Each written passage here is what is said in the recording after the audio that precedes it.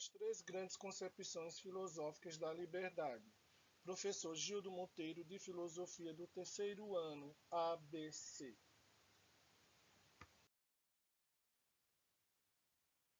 As teorias e éticas procuraram sempre enfrentar o duplo problema da necessidade e da contingência, definindo o campo da liberdade possível. A primeira grande teoria filosófica da liberdade é exposta por Aristóteles em sua obra Ética e Anacômica, e, com variantes, permanece também através dos séculos, chegando até o século XX, quando foi retomada por Sartre. Nessa concepção, a liberdade se opõe ao que é condicionado externamente, necessidade, e ao que acontece sem escolha deliberada, contingência.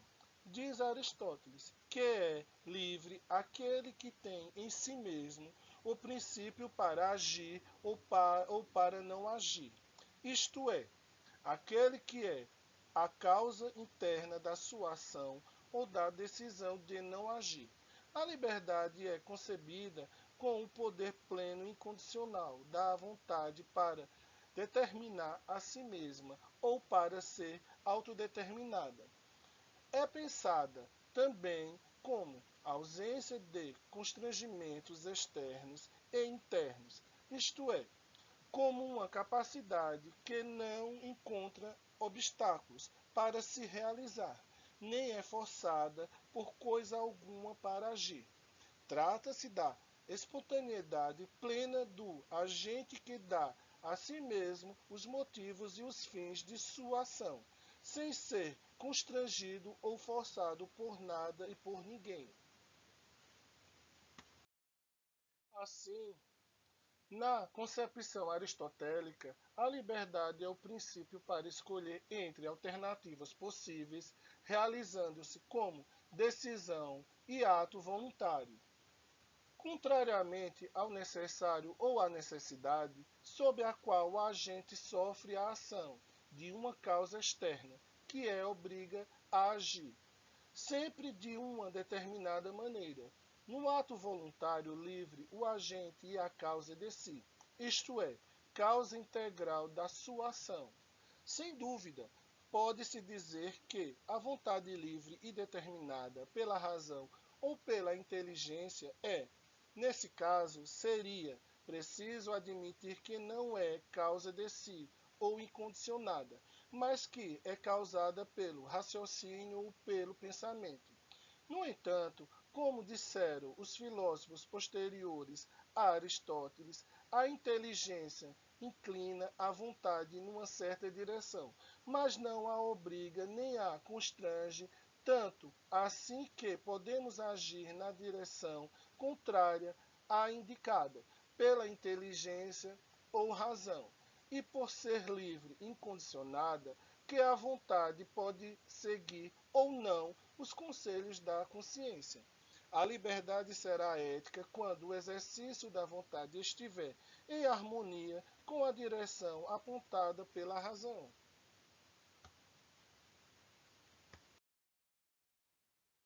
Sartre levou essa concepção ao ponto limite.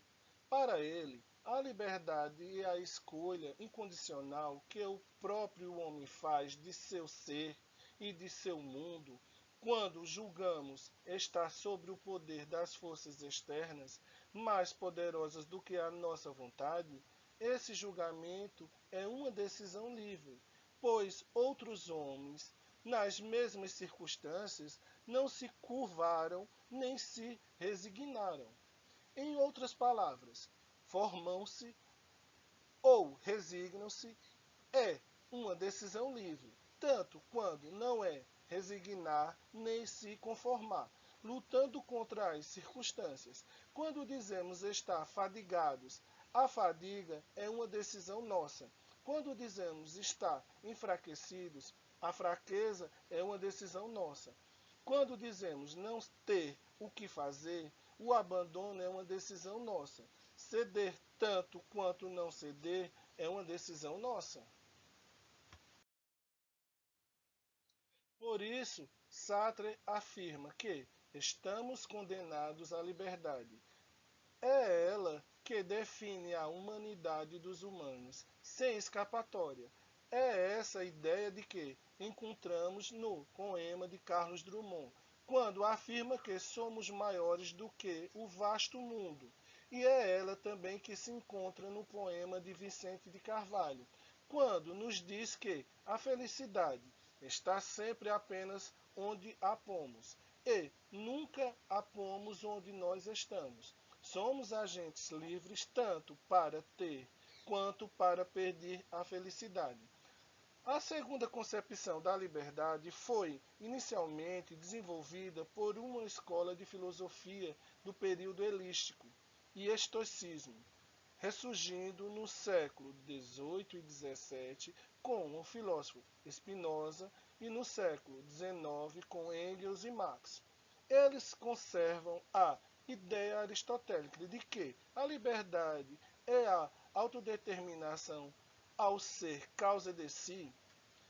Conservam também a ideia de que é livre aquele que age sem ser forçado nem constrangido por nada ou por ninguém e, portanto, age movido espontaneamente por uma força interna própria. No entanto, diferentemente de Aristóteles e Sartre, não colocam a liberdade no ato de escolha, realizado pela vontade individual, mas atividade do todo, do qual os indivíduos são partes. O todo ou a totalidade pode ser a natureza, como para os estoicos e Spinoza, ou a cultura, como para Engels, ou enfim, uma formação histórica social, como para Marx. Em qualquer dos casos, é a totalidade que age ou atua segundo seus próprios princípios, dando a si mesmo suas leis, suas regras, suas normas. Essa totalidade é livre em si mesma porque nada a força ou a obriga do exterior, e por sua liberdade instaura leis e normas necessárias para as suas partes, os indivíduos. Em outras palavras, a liberdade, agora, não é um poder individual incondicionado para escolher. A natureza não escolhe, a cultura não escolhe, uma formação social não escolhe, mas é o poder do todo para agir em conformidade consigo mesmo, sendo necessariamente o que é e fazendo necessariamente o que faz. Como podemos observar, essa concepção não mantém a oposição entre a liberdade e a necessidade, mas afirma que a necessidade, as leis da natureza, as normas e regras da cultura, as leis da história, é a maneira pela qual a liberdade do todo se manifesta. Em outras palavras, a totalidade é livre porque se opõe a si mesma na existência e define por si mesma as leis e as regras de sua atividade, e é necessária por tais leis as regras exprimem necessariamente o que ela ia faz. Liberdade não é escolha, é deliberar, mas agir ou fazer alguma coisa em conformidade com a natureza. Todo agente, porque o que no caso é a totalidade e o que é, então, a liberdade humana. São duas as respostas a essa questão. A primeira afirma que o todo é racional e que suas partes também o são, sendo livres quando agirem em conformidade com as leis do todo, para o bem da totalidade.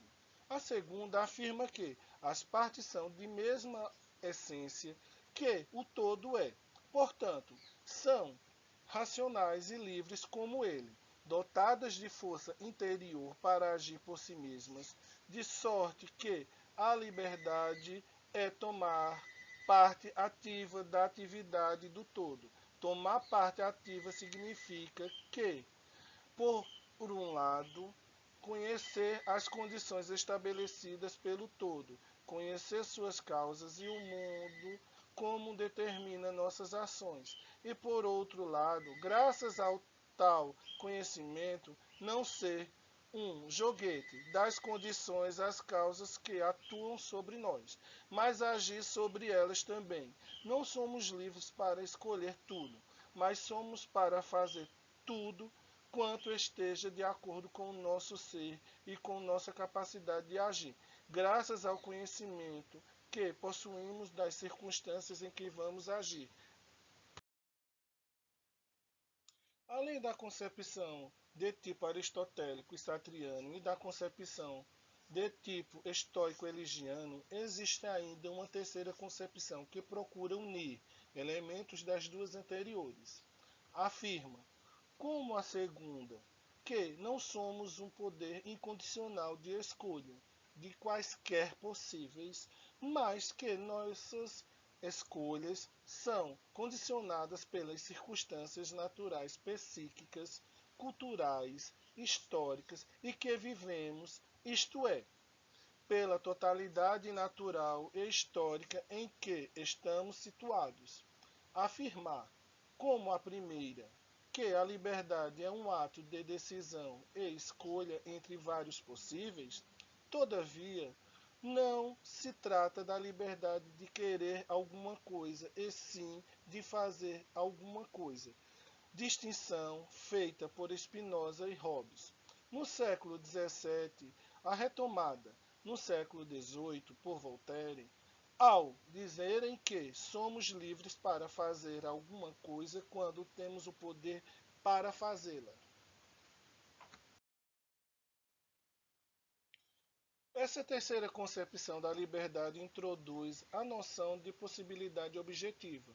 O possível não é apenas alguma coisa sentida ou percebida subjetivamente por nós, mas sobretudo, alguma coisa escrita no coração da necessidade, indicando que o curso de uma situação pode ser mudado por nós, em certas direções, sob certas condições.